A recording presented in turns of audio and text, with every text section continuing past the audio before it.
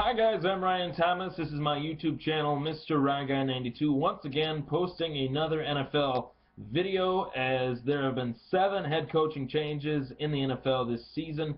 Minnesota Vikings, Tampa Bay Buccaneers, Cleveland Browns, the Washington Redskins, and the Detroit Lions, and also the Tennessee Titans. Now, this video I'm going to be giving my rankings as to what moves I think will bode best for the particular team that they were hired by, and the ranking system is which I will list off the 7 rankings as the best move for the best team, what move fits best for the team that they were hired on. Number 1, I'd like to start off with my number 7 pick, the guy that I put at the very bottom of this list. The Washington Redskins hired Jay Gruden, who was a longtime offensive coordinator, offensive coach, and was a offensive coordinator for the Cincinnati Bengals for only 2 years, and has had some, at best, production out of particular players, particularly Andy Dalton, as he has regressed as his years have gone on. And I find it a very interesting choice by the Washington Redskins that they would even hire Jay Gruden, given the fact that RG3 had a lot of character issues during the season with former head coach Mike Shanahan, who Jay Gruden will be replacing this season. I don't see it as a good fit for the Washington Redskins either. I think that offensively he doesn't bring a lot to the table. I think that Cincinnati was so bad for so long that they were able to get guys like A.J. Green, who is a legitimate up-and-coming wide receiver that is going to be a great wide receiver in the league for many years to come. There's nobody on Washington's team like that, and the fact that Washington made that trade to pick up RG3 by giving away an extra first-round pick in this year's draft to the St. Louis Rams, that means Washington does not have a first-round pick at all in this year's draft, so they're not going to get a crack at some of college's best players, some of the best players that college has to offer. So I think that their offseason will be mainly targeted towards free agents, and free agency doesn't really jump out at me this year at all, as I don't see them filling many of their needs with younger players rather than retread and older players. So I don't think Washington is going to improve much at all. I see them maybe getting 5 or 6 wins next season, maybe 7 if they're lucky, depending on how the divisional games go. The NFC East is always a pretty close division, so you never know. But I don't see Washington doing much of anything next season at all. If Mike Shanahan couldn't turn around the Redskins, I don't see Jay Gruden being able to do it. And even though a lot of people say Mike Shanahan is a pretty overrated head coach, given the fact that he had John Elway as a starting quarterback in Denver, and once Elway was gone, Denver was mediocre at best. That is true, but RG3 is a talent that I think that he might be a coach killer. They've used that term on ESPN and on other sports media formats, and I kind of agree with it. For him to push Mike Shanahan out of town pretty much, and for reports about him saying that he is going to control whoever the team hires, that would be scary to me as a head coach, and that would make me not want the job for that reason alone. So I see Jay Gruden not doing that well in Washington, and I see Washington being mediocre next season as well. My number 6 pick, and this is the most recent coaching hire in the NFL that took place yesterday, as Mike Pettin was hired as the new head coach of the Cleveland Browns organization. And I know a lot about Mike Pettin due to the fact that he was the former Buffalo Bills coordinator, and I am a Bills fan. I live in Buffalo, and I know a lot about the Bills and what direction they were going in as far as defensively, and it was a pretty good direction. Leading the league in leading top 2 in sacks, only behind Carolina. Top 2 in takeaways, only behind Seattle, which were 2 of the best defenses in the NFL, Carolina and Seattle. 2 of the best teams even in the NFL, in the NFC especially, Carolina and Seattle. And a lot of the games that Buffalo won, which wasn't many, it was 6 this season, I would heavily contribute to their defense and what they were able to do. But I think that this is a very different situation for Mike Pettin. He doesn't have as many weapons in Cleveland defensively that he did in Buffalo. You're talking about Buffalo has a very underrated defense. First off, I'd like to say. With who they have on their team, Mario Williams, Kyle Williams, Marcel Darius, um, Manny Lawson, Kiko Alonso, Jairus Bird, Stephon Gilmore, Leotis McAlvin. They're pretty balanced all the way around, and Mike Pettin was able to bring out the most in uh, on the Buffalo Bills defense. And I think that was why he was hired as the new head coach of the Cleveland Browns. And I understand it. And the reason why I rank Pettin's hire to Cleveland higher than Jay Gruden's is for one reason only. I think that Mike Pettin has a lot more to work with going into his first offseason as the Cleveland Browns head coach. A lot of draft picks, 3 inside the top 85 picks. And I think that bodes well. They have one of the highest cap figures in the league going into this off season, so free agency won't be out of the question either. If they find a free agent that is good enough to fit their team, I could definitely see them putting their hat in the ring, so to speak, for a top free agent. And I do predict that Cleveland will probably win 6 to 7 games next year, which would be an improvement to 4 games this year under Coach Rod Chudzinski. So I'm going to put Cleveland at 7 and 9, and I'm going to put Washington at 6 and 10. And my next head coach that I'd like to talk about, my number 5 pick out of 7, would be former Arizona Cardinals head coach Ken Whisenhunt and former San Diego Charger offensive coordinator Ken Whisenhunt. I've liked Ken Whisenhunt throughout his time in the NFL as a head coach or a coordinator. I think that he's very knowledgeable. When Buffalo was on their head coaching search last year for Doug Marrone, which is who they ended up hiring, I was really high on Ken Whisenhunt. And most people would say, why? Why was I so high on Ken Whisenhunt? And there's one reason why. In his time in Arizona, when the fans wanted Matt Leinart to be their starter when he was a top 10 draft pick, he saw that Kurt Warner was still athletic and still smart enough to take the reins of the offense and work under the bright lights of that new University of Phoenix dome in Arizona. And he saw that, and he decided to go with the veteran Kurt Warner, and it led them to a Super Bowl berth. And they were one drive away from winning that Super Bowl against the Steelers when Ben Roethlisberger drove the team down the field and won that game for them off that pass caught by San Antonio Holmes.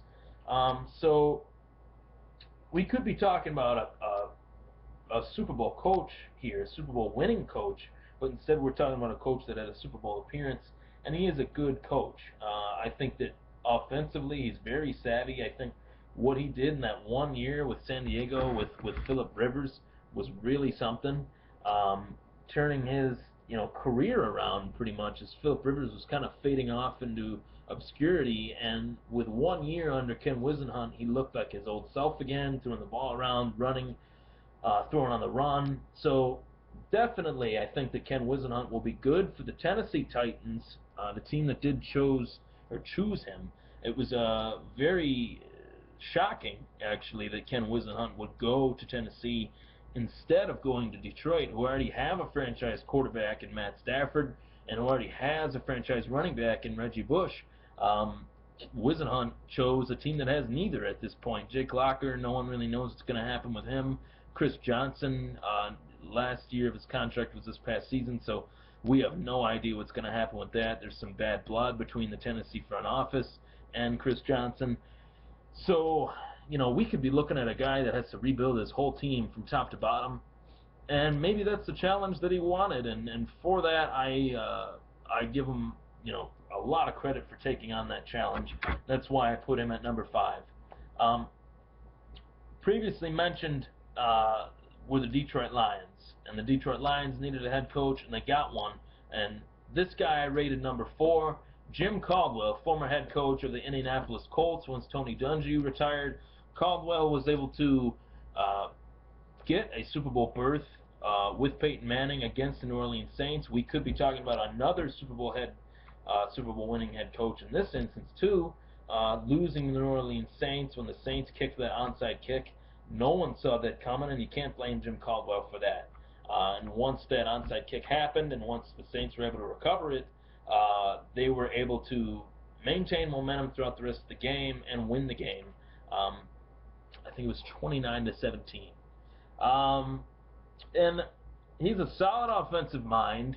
Even though he had the benefit of working under Peyton Manning, he really refined Joe Flacco's game in his time as offensive coordinator with Baltimore. Even though Flacco had a down year, it wasn't necessarily because of Caldwell. It was more so the fact that the Ravens don't have many receiving weapons, and Jim Harbaugh wanted them to throw constantly, or John Harbaugh, whatever Harbaugh, wanted them to throw. So that was a definite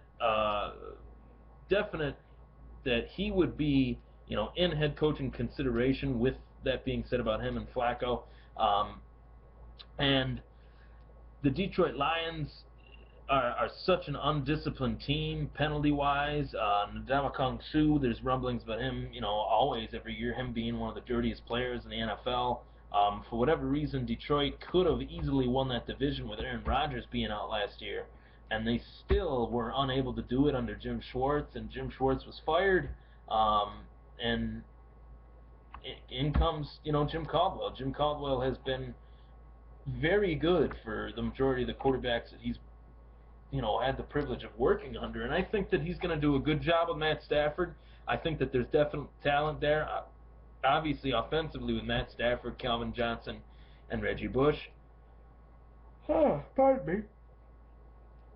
And some pretty interesting things could be done with the Detroit Lions offense. Defensively, I think their defense is very underachieving these last few years with Nick Fairley and Ndamukong Suh and Louis Delmas at safety. I think that Detroit, with one good defensive draft, could put their hat in there as far as being one of the top, teams in the NFC, and making that push for the division and pushing the Packers and the Bears to win the division. I see that Detroit will be a lot better next year. I'd predict a 10-6 record for them and an 11-5 record for them and a playoff spot, and that's why I have Jim Caldwell ranked 4th on my list. Number 3, Mike Zimmer, a long time, too long of a time in my opinion, defensive coordinator for the Dallas Cowboys and the Cincinnati Bengals. This guy should have gotten a head coaching opportunity a long time ago, and unfortunately he didn't. He was regarded as a big loss to the Cowboys when he decided to leave and go to Cincinnati. And he really did great things for the Cincinnati defense these last few years. One of the definite underrated defenses in the last few years. And Mike Zimmer being hired by the Minnesota Vikings, his staff that he's brought in is what makes this hire even more interesting. The fact that he's hired as the Minnesota Vikings head coach, then days later he names Norv Turner the offensive coordinator. Norv, a former offensive coordinator for the Cowboys during their Super Bowl heyday in the early 90s. Norv Turner, former San Diego Chargers head coach, former Oakland Raiders head coach, guy with a track record. Not really decent head coaching wise, but offensively, this guy is a pure run first guy, and what better weapon on offense as a running team to have than Adrian Peterson. Rumors are swirling that he's going to have groin surgery. I'm not sure, but not sure if that's going to happen, but I think Norv Turner is going to get the most out of Adrian Peterson, and they're really going to shore up that offensive line. And most importantly, the Vikings need to figure out who their franchise quarterback is, whether it's Christian Ponder or not. They really need to look into that, and that could be a potential landing spot for free agent quarterback Michael Vick if the deal is cheap enough and if Minnesota wants to make that happen. Number two, the Houston Texans. Their last coach was Wade Phillips on an interim basis because they fired head coach Gary Kubiak as he was unable to lead the team into the playoffs this season or to a winning record this season. And they decided not to go with the interim head coach and Wade Phillips, and they decided to hire Bill O'Brien, former Penn State University head coach, the coach that replaced the legacy tainted Joe Paterno, and what a run that Bill O'Brien put together as coach of the Penn State Nittany Lions. I can't even put it into words how he was able to work under that microscope of all that bad imagery and all that bad hype that was surrounded by the Penn State campus due to the Jerry Sandusky scandal. I can't even put it into words how Bill O'Brien was able to put respectability to that program, bring respectability to the program, and bring recruits to the program that were top notch, and keep the guys that wanted to leave. That just, I have no idea how he was able to pull that off. But what a great story for him to be a Bill Belichick understudy, then get a head coaching college job. Probably not one that many people wanted, but still for him to want it and take it on head on and do well with it says a lot about his coaching repertoire and his mindset as a coach. And I think the sky's the limit for Bill O'Brien. If he can pull that off, I think that he could pull anything off. And Houston has the number one overall pick in this year's draft. Many people are wondering who they're going to take, whether it's Jadeveon Clowney or Johnny Manziel or Teddy Bridgewater, whoever they pick. He's going to have a good coach to work with, whether it's Jadeveon Clowney or Johnny Manziel or Bridgewater, whoever they pick first overall. I think will have a successful career under Bill O'Brien, and what a great hire. I would definitely have him number one if it wasn't for my number one pick, Lovie Smith, hired by the Tampa Bay Buccaneers. Guy's an 84-66 head coaching record, not great but good. Brought respectability back to the Chicago Bears when they needed it the most, and definitely one of the better coaches in the league when he was head coach of the Chicago Bears. And the only reason why he was not brought back last season and replaced by Mark Trestman was because he was 7-1 at one point and they collapsed and were unable to make the playoffs. But I thought that he should have been possibly given a second chance and another year with the Bears, but they wanted to go in a different direction. And Lovie Smith said that 1 year off from coaching really worked and paid dividends for him because he was able to see the rest of the teams in the league. And there's really not much to work with for Lovie Smith, for off-season wise as far as picks and stuff like that. But players love playing for Lovie Smith wherever he's been. He's been in Tampa before, being the defensive coordinator under Tony Dungy. So I think that was really the only place that Lovie Smith wanted to coach. And I think that he's a player's coach, and the players love to play for him. And he's got that Super Bowl appearance with the Chicago Bears against the Indianapolis Colts. So for that reason, I think that the Tampa 2 defense invented by him and Tony Dungy, not one of these head coaches knows defense better than Lovie Smith. So if defense does win championships, we will see. But there you have it. Those are my top seven in order. Jay Gruden number 7, Mike Pettin number 6, Ken Wisenhunt number 5, Jim Caldwell's number 4, Mike Zimmer's number 3, Bill O'Brien's number 2, and Lovie Smith is number 1. There you have it, guys. Let me know what you think of the head coaching hires so far this season in the NFL. I think these will be the only 7 in the NFL unless something crazy happens, but who knows. Thanks for watching, guys.